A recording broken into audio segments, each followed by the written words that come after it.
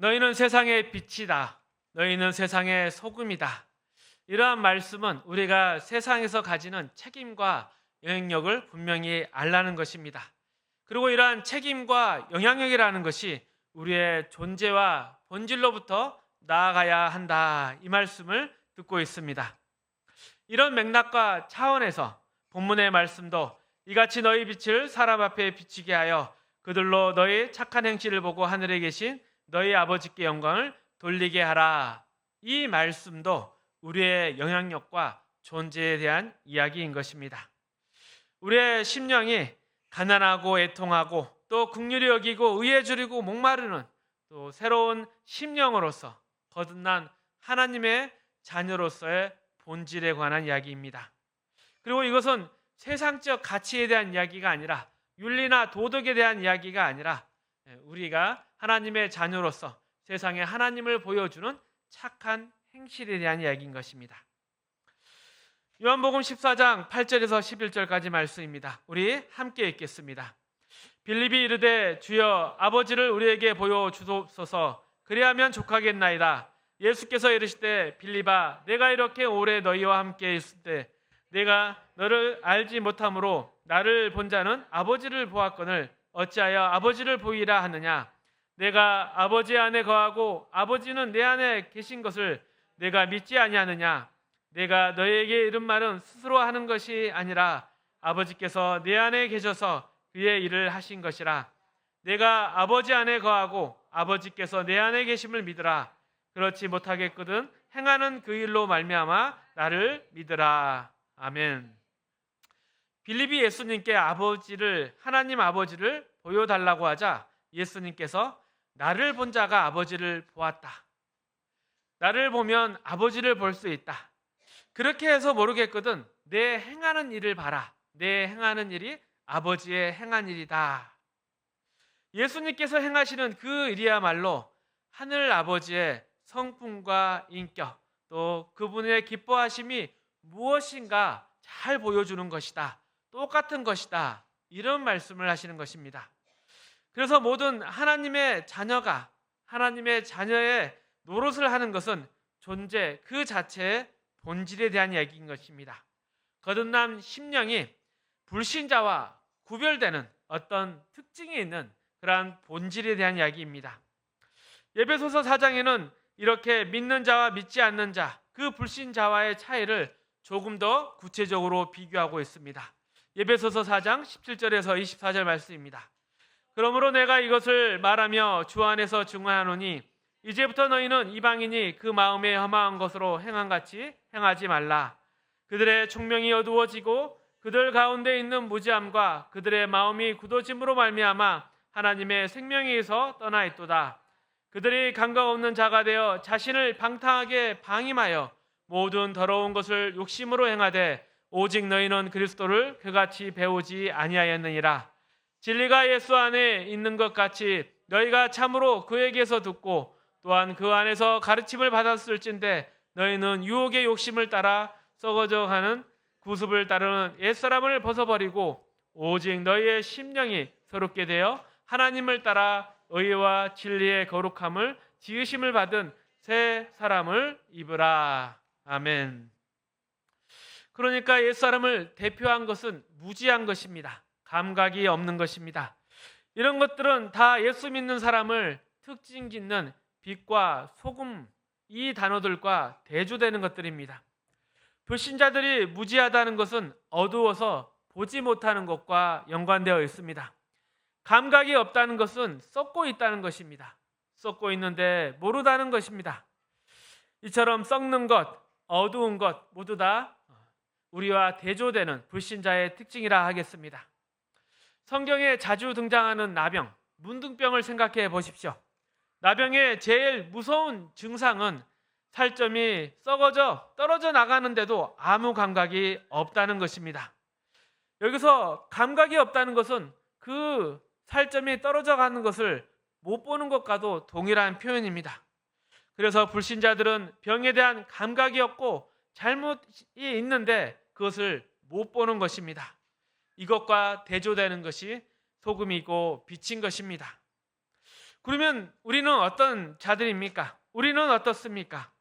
의와 진리의 거룩함으로 지으심을 받으라. 이렇게 우리의 특징에 대해서 이야기하고 있습니다.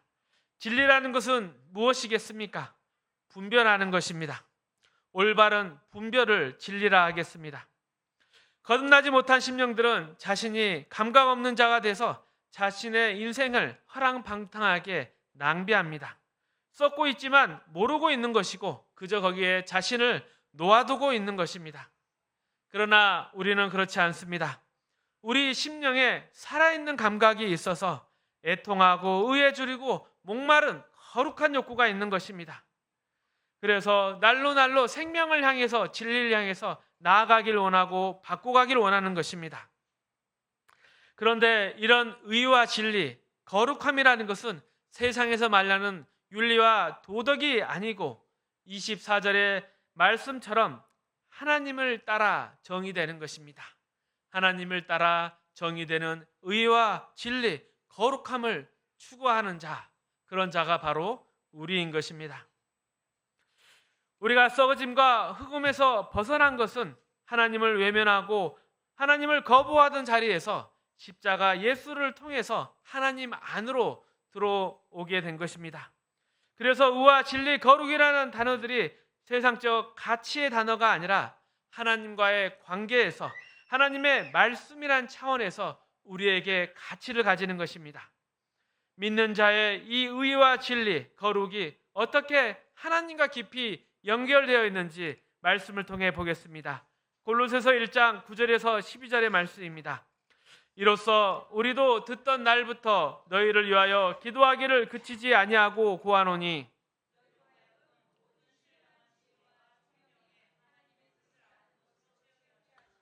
주께 합당하게 행하여 범사에 기쁘시게 하고 모든 선한 일에 열매를 맺게 하시며 하나님을 아는 것에 자라게 하시고 그의 영광의 힘을 따라 모든 능력으로 능하게 하시며 기쁨으로 모든 견딘과 오래 참음에 이르게 하시고 우리로 하여금 빛 가운데서 성도의 기업의 부분을 얻게 합당하게 하신 아버지께 감사하게 하시기를 원하노라. 아멘.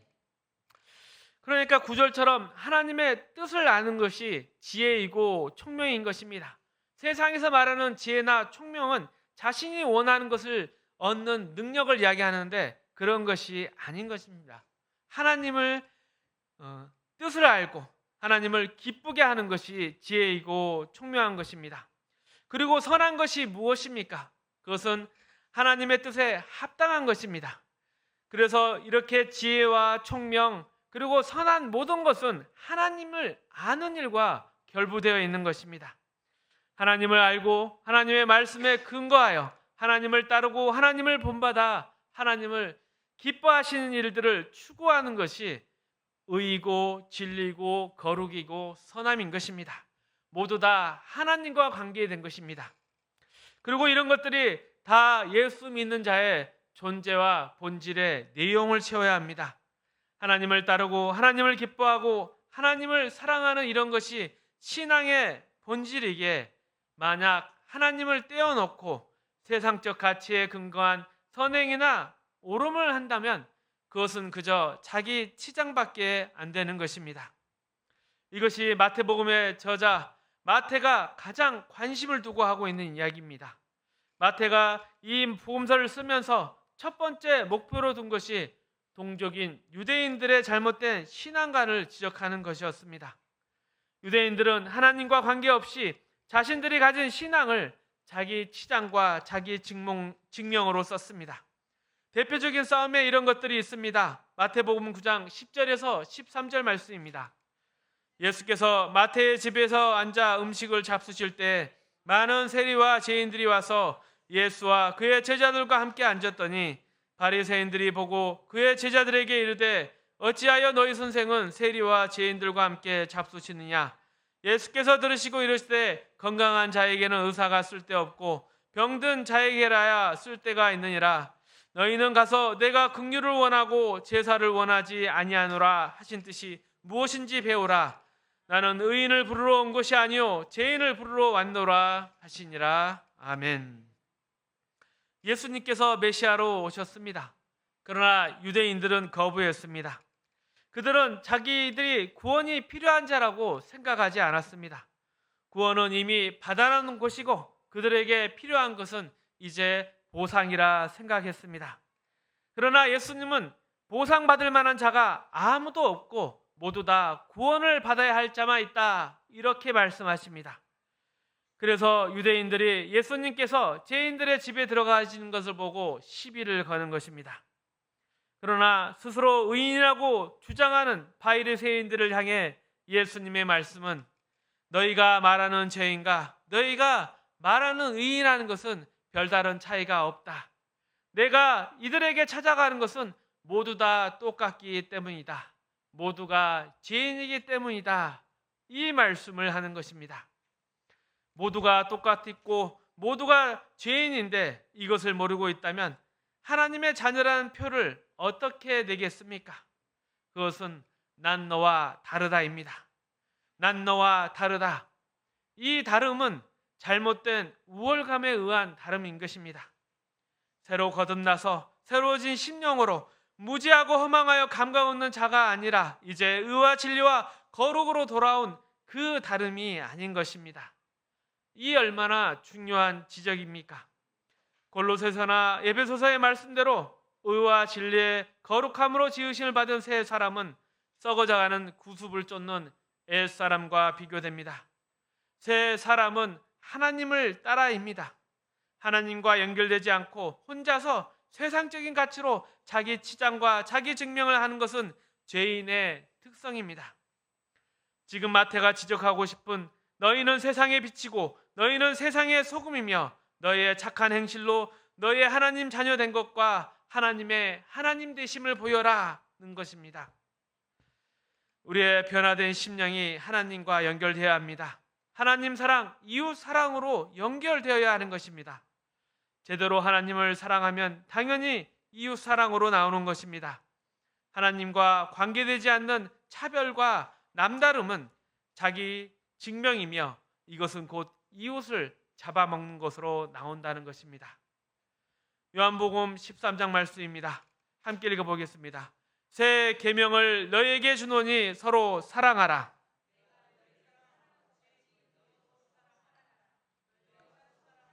이로써 모든 사람이 너희가 내 제자인 줄 알리라.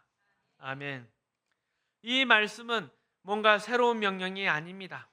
이미 구약에서부터 계속해서 우리에게 요구했던 명령입니다. 내 마음을 다하고 뜻을 다하고 성품을 다하여 주 너의 하나님을 사랑하라. 이것이 첫째 되는 계명이요 둘째는 이와 같으니 내 이웃을 내 몸같이 사랑하라 하셨으니 이 두 계명이 온 율법과 선지자의 대강령이라. 내가 너희를 사랑한 것 같이 너희도 서로 사랑하라. 우리가 하나님을 사랑하는 것은 하나님이 우리를 사랑하셨기 때문입니다. 우리가 이웃을 사랑하는 것은 우리를 향한 이 하나님의 사랑과 내가 하나님을 사랑하는 그 사랑으로 인해 이 사랑이라는 것 자체가 얼마나 부유하고 넉넉한 것인가를 깨닫기 때문입니다. 우리가 받은 은혜와 사랑, 이 넉넉함으로부터 비로소 이웃 사랑이 나오는 것입니다. 세상이 주는 인정이나 보상은 우리를 더욱 목마르게 합니다. 우리가 언제 돈 벌어서 만족해 본 적이 있습니까? 우리가 건강해서 만족해 본 적이 있습니까? 우리가 세상에서 승리해서 만족해 본 적이 있습니까? 세상이 주는 것은 더욱 우리를 피폐하게 만들 뿐입니다. 더 이기적이 되라, 더 지독한 사람이 되라, 더 삐뚤어져라. 오직 하나님으로부터만 의와 진리, 거룩함이 오며 진짜 사랑이 오며 용서가 나오는 것입니다. 이것을 예수님께서 우리에게 가르칩니다. 우리의 남다른 것이 뭐냐? 바로 사랑이다. 사랑은 사람을 불쌍히 여기는 것이고 이웃을 사랑하는 것이다. 사랑은 행하는 자가 주인이 아니다. 받는 자가 주인이다. 이렇게 말씀하십니다. 우리도 이런 경험이 있습니다. 자녀를 둔 부모라면 누구나 알 것입니다. 자식을 사랑하는 부모의 마음에서 배우는 것 아니겠습니까? 과연 자식을 사랑하는 부모가 그 사랑에 있어서 주도권을 쥐고 있습니까? 아니면 자녀가 주도권을 쥐고 있습니까? 자녀가 주도권을 쥐고 있죠. 우리가 자녀를 위하여 애쓰고 안타까워하는데 자식들은 달가워할까요? 그렇지 않습니다. 어찌 보면 자식들은 부모를 사랑하지 않는 것 같습니다. 안 한다는 게 아니라 부모가 자식을 사랑하는 것과 비교하면 그렇다 하겠습니다. 이런 부모의 사랑을 언제 자식이 깨닫게 될까요? 언제까지 희생해야 돼? 단단히 가르쳐야 되겠어? 이렇게 화내거나 조급해한다고 그들이 깨달을까요? 아닙니다. 그들이 결혼하고 자식을 낳으면 그때야 비로소 알게 되는 것입니다. 사랑이 무엇인지를 그때 알게 되는 것입니다. 하나님이 우리를 그렇게 사랑하셨습니다. 시편 103편에 이렇게 말씀하십니다. 아비가 자식을 불쌍히 여긴 같이 우리를 사랑하신다.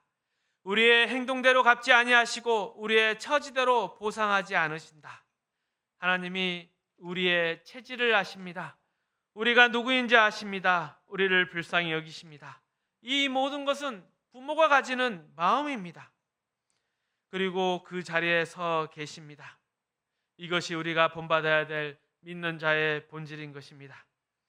사람에 대한 이해와 하나님에 대한 이해가 본질적으로 달라져야 하는 것입니다. 우리 스스로 멋진 신앙인이나 생각하지만 사실 기초가 되는 부분에 우리는 아무것도 제대로 쌓아놓고 있지 않습니다. 피라미드를 쌓듯이 밑부분은 넓고 올라갈수록 좁아지는 탑을 쌓는 것이 아니라 그저 벽돌을 한 줄로 쭉 쌓아서 올려놓은 것 같습니다. 그래서 늘 아슬아슬합니다. 어느 때는 그 꼭대기가 구름을 뚫고 올라가 있다가 어느 때 하루아침에 다 무너져 내리는 것을 봅니다. 참 별것 아닌 일상의 일에서 우리의 신앙의 실력이 어디 있나 발견하게 됩니다. 왜냐하면 본질과 기초에서 엉망이기 때문입니다. 지난 한국교회가 여러 가지 많은 일들을 했습니다. 그러나 가장 사소한 문제에서 상식과 경우를 거스를 때가 얼마나 많았습니까? 이것은 믿는 자의 책임이라는 문제에서 또 존재와 본질이라는 문제에서 기초를 놓치고 그저 열매를 먼저 따르고 했기 때문입니다. 예화를 하나 들어보겠습니다. 유명한 타이타닉호의 침몰을 두고 화제거리였고 많은 과학자들이 관심을 가졌습니다. 당시 타이타닉호에 붙여진 별명은 불침선, 결코 침몰하지 않는 배였습니다. 왜냐하면 혹시 자초를 당하거나 파손될지라도 그 파손된 것과 연결된 선실을 차단하면 물이 전체에 넘치지 않도록 설계되었기 때문입니다. 만약 전체에 물이 차더라도 그 격벽들을 통과해서 완전히 배가 가라앉기 전까지는 그래도 한나절 정도 걸리도록 되어 있어서 다른 배가 와서 승객들을 구조하는데 전혀 지장이 없도록 만들어져 있었습니다. 그런데 그런 타이타닉호가 기대와는 다르게 빨리 침몰해 버렸습니다. 처음에는 그 이유를 몰랐는데 과학자들이 연구를 계속해서 그 이유를 밝혀냈습니다. 여러 가지 원인이 있겠지만 중요한 기술적 요인은 이것입니다. 타이타닉호가 침몰할 때 대서양의 수온이 마이너스 1도씨쯤 되었다고 합니다. 영하 1도가 되었습니다. 그래서 철로 만든 배가 낮은 온도에서 비스킷처럼 깨져 버렸다는 것입니다. 조선술이 합금술보다 너무 앞서 있어서 이런 비극이 생기게 된 것입니다. 차가운 온도에서 탄성을 가진 우수한 철로 배를 만들었어야 했는데 그런 기술은 없었고 큰 배만 만드는 기술이 있던 것입니다. 타이타닉호는 기술력이 떨어지는 철로 만들었기에 물이 차 들어오면서 멀쩡한 곳까지 균열이 생기고 마침내 부서져서 침수가 한순간에 진행되어 버렸습니다. 지난날에 한국교회가 이런 타이타닉호를 만들었습니다. 본질과 존재에 관한 믿는 자의 그 내용은 제대로 채우지 못하고 받은 은혜 갚기 위해서 더 많이 전도하자, 더 많이 뛰어다니는 바람에 기초 없는 우리들이 되어버렸습니다. 우리는 교회에 와서 서로 사귈 생각은 안 합니다. 사실 교회에 이렇게 같이 앉은 사람들이 그 누구보다 가까워야 맞습니다. 같은 예수를 믿고 같은 교회를 나오기 때문입니다. 그러나 우리는 더 이상 깊은 얘기를 할까 겁을 내고 있습니다. 왜 그렇게 했습니까? 여기 나와 앉아 있는 실력보다 우리의 실제의 삶의 실력이 더 낫기 때문입니다. 우리의 실제 삶은, 우리의 신앙은 가난합니다. 그래서 우리는 서로 건들지 않기로 서로 묵시적으로 양해가 되어 있습니다. 참 안타까운 모습이겠습니다. 땅끝까지 이르러 내 증인이 되라. 모든 족속으로 제자 삼으라. 이런 것들은 신앙의 첫 번째 일이 아니라 다 결과이고 열매입니다. 먼저 우리가 해야 되는 것은 빛이고 소금인 것입니다. 빛을 두고 다니고 소금을 두고 다니는 존재여서는 안 될 것입니다. 소금 뿌려라, 빛을 비춰라가 아닙니다. 우리가 빛이냐 아니냐, 소금이냐 아니냐의 문제입니다.